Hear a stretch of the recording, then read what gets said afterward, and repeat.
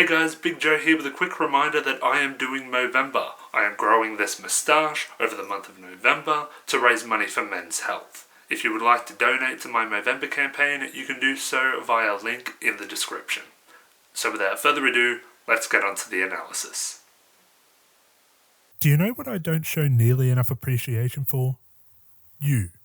Yes, you watching this video right now. If it weren't for all the wonderful support I get from every upload, I wouldn't be nearly as motivated to make these videos. And if I weren't as motivated, I might have been worried about my entire state burning to the freaking ground. But having work to do has meant I can distract myself from everything going on around me. And so I got to spend my time in the air-conditioned comfort of my office writing and recording today's analysis. Arm Wrestling, a story you can find at the beginning of episode 4 and is based on the Takagi-san manga's 16th chapter, which is pretty early as season 2 manga chapters go, but theorizing on why that might be will be one of the goals of this video. We begin our story with Nishikata arm wrestling with his buddies. The purpose of this scene is to put Nishikata's strength into context. In seating arrangement, we saw that he could do push-ups far easier than what he could do in muscle training, but that was a solitary exercise. In this scene, we get to see Nishikata's strength compared to that of his peers. This is at least the second time that Nishikata's friends have been used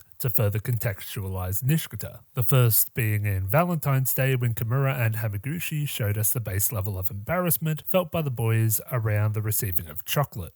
Another interesting aspect to point out is Nishikata's unwillingness to explain his push-up routine and how it revolves around being teased by Takagi. It shows us that Nishikata is far less likely to share details about his rivalry with Takagi than Takagi is. We've seen on at least one occasion that Takagi's friends seem to understand the dynamic between these two, but Nishikata seemingly wants to keep that quiet among his guy friends. This does somewhat retcon something I said back in my water slide analysis about Takagi's teasing being a private pleasure that she doesn't involve other people in. With this context, I suppose it's just something that she keeps private around Nishikata's friends, but not her own. I still stand by the fact that Takagi could have embarrassed Nishikata in front of Nakai very easily in water slide, and her refusal to do so says a lot about how she views her teasing of him. We then get Takagi walking by and taking an interest in what Nishikata is doing. Notice that in this shot it is heavily implied that she is focusing on Nishikata's hand. This moment makes me wonder about Takagi's motivation in this story. Now on a surface level, she challenges Nishikata to an arm wrestling match because she has a plan to win.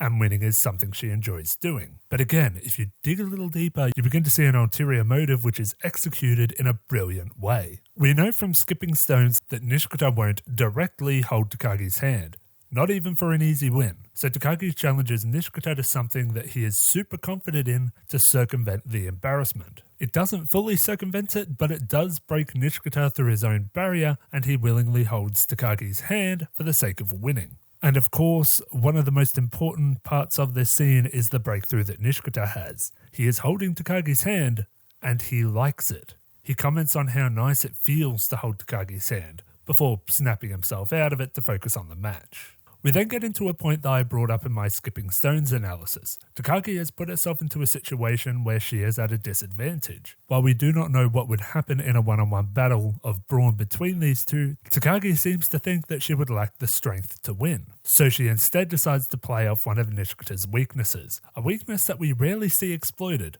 overconfidence in his own skills. Off the top of my head, Takagi takes advantage of this in Empty Can and arguably Kickover. In the arm wrestling match, Takagi creates an illusion that her strength is too minuscule to be a proper contender. It begins with her quick starting prompt, which would normally suggest the desire to attain a head start advantage, but it isn't enough. Takagi appears to be giving it her all, but cannot make even the slightest bit of progress. Nishikata falls for this act hook, line, and sinker. He realizes that he has become too powerful to be defeated by Takagi in physical competition and begins to revel in the futility of Takagi's efforts to beat him. But of course, Takagi has an ace up her sleeve. When she sees that Nishikata is distracted, she puts in a real effort to move his arm and manages to win. Nishikata is devastated that he had lost the game in which he should have had the upper hand, pun intended.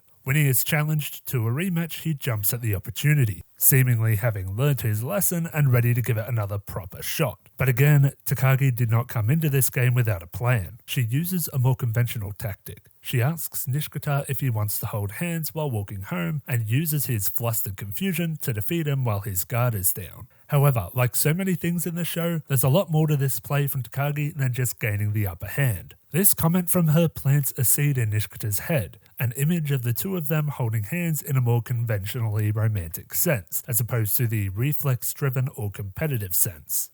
And it works. When Nishikata laments his loss like he usually does, he doesn't think about how he has lost to Takagi in general, he instead thinks about how he lost to her dainty hands. Even in defeat, her hands are still all he can think about. And of course, Takagi has several moments following this where she shoots Nishikata a big toothy grin, happy that she has progressed to the point where he will willingly hold her hand, even if it's for the sake of competition. Of course, by the end of this season, competition will no longer be a factor, but we will talk about that in another video. Now before we finish up, let's address the question I asked at the very start of the video. Why was the story adapted in the second season when it was among the stories that were adapted for season 1? Well, it isn't narratively appropriate in season 1. I have said many times before that season 1 is about Nishikata coming to terms with the fact that he likes being around Takagi. And this story is told through a series of moments where he is without her or has to speculate being without her. Arm wrestling doesn't fit in with that overarching narrative as well as it fits in with the overarching narrative of season 2. Nishikata learns to put his embarrassment aside to assure that he can be with Takagi. This story is told through a series of references to hand-holding, and arm wrestling is a perfect point of development for Nishikata in that regard. Now for those of you who are worried about keeping track of all this hand-holding stuff throughout the series, don't be. Towards the end of this analysis series, I will make a video essay in the same vein as the Critical Hit Explained video, going through the progression of Nishikata in this season. And that is it for the analysis. Thank you to Orion Tran for supporting me on Patreon. If you'd like to join Orion or see the outtakes for free, check the links in the description. Also in the description is a link to my Movember campaign, for which all donations go towards men's health. Thank you all very, very much for watching, and I will see you next time.